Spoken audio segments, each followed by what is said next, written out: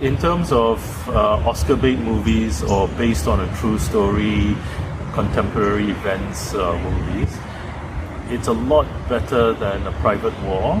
Hi, I'm Vernon and this is Kit, and we just watched Hotel Mumbai. Kit, what did we just watch? We watched a very entertaining thriller based on real events. 10 years ago, there were a series of coordinated attacks on the city of Bombay or Mumbai. This movie tells a story of the guests and staff in the hotel who were holed up and taken hostage by the attackers. Well, very few were taken hostage. Most of them were just trapped. Some background first. You remember the event when it happened? In 2008, I think everyone who stayed up late on Facebook started messaging each other about, hey, did you hear there was this whole series of attacks in Bombay, starting with the bus station or train station, and then it spread to several cafes, several hotels. I don't remember much, but yeah, I remember the cafe attack. I think they had some security camera footage that was shown all over the world. So they did show that briefly in the movie. It was, I think, all over the news. If there were late night news and you tuned into it, you would have seen some of the footage, which is kind of you have stock footage again in this movie. Bits of it anyway. Yeah, so it's a combination of recreations and some stock footage. This movie mainly focuses on the people who were trapped in the Taj Hotel of Bombay, which is mainly shot in a studio in Australia. That's right. Since it's mostly interior scenes for the hotels, they shot most of it in Australia, in a studio. So they concentrate mainly on 2 or 3 of the hotel staff and maybe 4 hotel guests.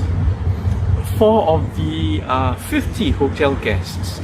They are sort of the main characters or main parts of the ensemble cast that the script writers would like us to focus on. The staff, according to this movie, did behave very well, very heroically. I do remember news reports of the time saying the same thing. There are no heroics, but there are little tiny bits of heroism, everyday heroism. It's not Die Hard. Actually, my interest in this movie was a bit maybe voyeuristic. He's studying on how to get away from survive an attack. Yes, survive an attack, a coordinated attack. Of course, the chances of being caught up in one are very low, but maybe it's just some kind of like I don't know, grim interest.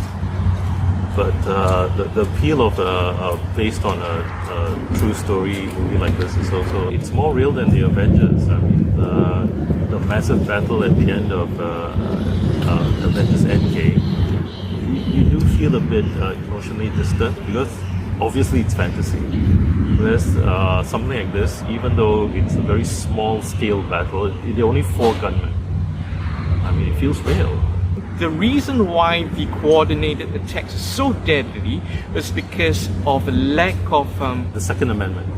Yes, India doesn't have a Second Amendment, but also during that period of time, the state government did not have much plans for security. So no riot police, the local police were absolutely untrained to deal with a situation of this kind. The movie does not pull any punches, but they don't also go out of their way to blame people. They just show you what happened and it's believable. And it also does correspond with what I remembered. Yeah, that the response was really slow. The movie does play out a bit like a documentary, and in the end credits they do say that the movie was based on a documentary of the event. But it's also dramatized. They do follow a few of the guests and the staff very closely, so you do get to know them.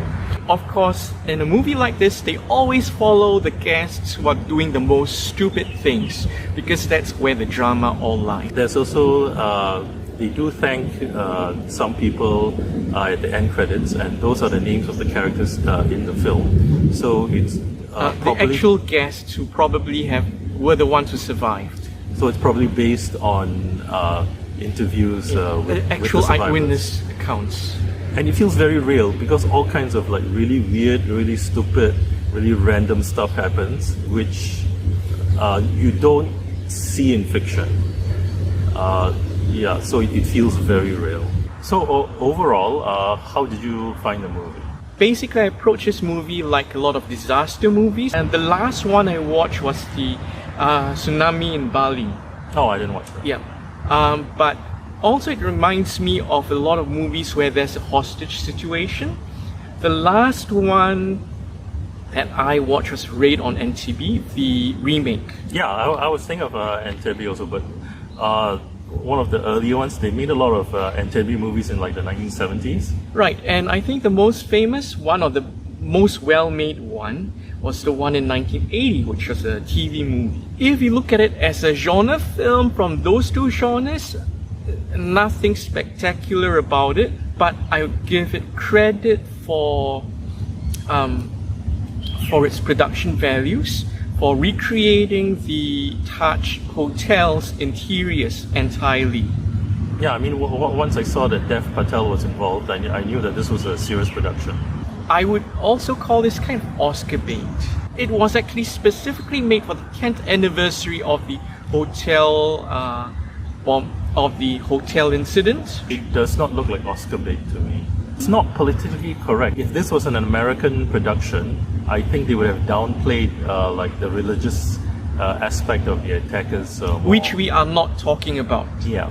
So they did not shy away from the issue in this movie. Well, You're very clear about it. to be very fair, in comparison to recent movies made in these enlightened times about similar coordinated attacks, I would say that this movie does not go beyond, does not stress the religious aspect beyond most of the movies that are They made. did not condemn anything. They did not preach anything. It was quite neutral, objective. As neutral and objective as you can get to basically cardboard villains, but well, No, they weren't cardboard villains. I thought they actually made the attackers quite human. yeah, they were quite ignorant, uninformed, and They were like country bumpkins being controlled remotely over the phone by a mastermind. the attacks were actually masterminded by Pakistani intelligence services. Yeah, but that wasn't brought out in the movie. That is like outside reading. So I saw this really as a docudrama with a lot of emphasis on both actually, and it really makes you think like it's just 10 attackers going wild in the city, and only 4 in the hotel, and they managed to cause so much destruction, so much mayhem for so many hours. Yeah, mostly because of the failure of state planning. You just look at how slow even the police reacted. I mean, they were armed. The police, well, they had pistols, and I don't know, some But- other forces, they had bolt-action rifles. That's shocking. Yeah, they were armed, but they were not specifically trained to deal with these kind of situations, hostage situations. I mean, it's very easy to be an armchair general, but I mean, the attackers were not trained either. Just any kind of armed response would have made a huge difference.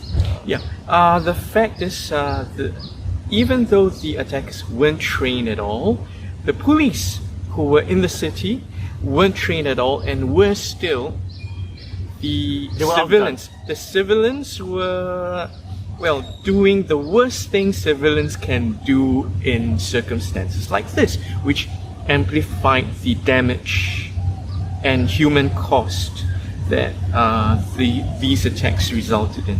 It did bring out the choices, the difficulties And- quite well. Yes, and basically almost everything that civilians did in this movie, the lesson here is don't do what they did. Yeah, I mean, in hindsight, Yeah. So In hindsight, a lot of them caused their own deaths, very ironically and very sadly. well, it's obvious now that if there's any kind of this coordinated attack, do not go to places where there are a lot of people, where there are crowds. Do not go to landmarks like hotels. You do not tell your friends that they have to follow you. If they're already split up, they should not follow you to a different location afterwards. I mean, obviously the attackers would want to have as many casualties as possible, so they would go to crowded areas. So yeah, don't go to the hotel. You just Don't go to crowded areas. Do not designate hideouts for people to travel halfway across the hotel to get to. It's terrible. It's terrible. Go to a park, even go down some small alleyway. I mean, the chances of the attackers targeting an alleyway, a deserted alleyway, are very small. Because they would rather target somewhere where it's crowded. So, if you're stuck in a hotel, stay in your room. Do not open your door. Simple as that. So the movie does serve a function, an educational function in this way. And that's the only reason why we watched it. Because to me, if you watch it as a movie, it's kind of predictable. No. It's kind of very predictable, even from movies based on real life incidents kind of sense. I didn't find it predictable. I found it very gripping. I was hooked. It's predictable and gripping at the same time. But Vernon was looking at his phone all the time. I do think that they did show the humanity of the attackers quite well. Of one of the attackers. Well, I mean, The sole attacker who was given humanity of the 4 or 6 we saw. I mean, they played pranks on each other. Even during the attack, they quarreled. They make snide little comments about how luxurious the hotel is. They were very believable, very human. Overall, I think this movie is a miss if you are not into watching this for the Oscar bait or Oscar nomination quality. No, don't listen to him. But it is useful to watch for how to deal with such situations. Because, other movies where people are taken hostage on the plane, there's nothing much you can do. If a tsunami hits your hotel on the beach, there's nothing much you can do. You either have the good timing or bad timing. But in situations like this, there's a lot of choices you can make. You can make the right ones. But even if you're not looking for tips on what to do in such an unlikely event, you just watch it as a pure story, as a pure movie. I think it's very entertaining, definitely worth your time. Definitely worth your time if it were a TV movie. Dev Patel will not let you down in terms of choosing good movies. Yes, but I think this is I'd say this is a very well-made TV movie. I'm not sure whether it's a well-made movie. But There's no real false note. It's believable. The pacing is good. Storytelling is good. The acting is good. So no complaints. I have no complaints either because it's so average. He thinks it's good. I think it's very average. It's decent, mind you, but frankly, I'd watch this on TV. So okay. Well, we'll see you again soon. Bye.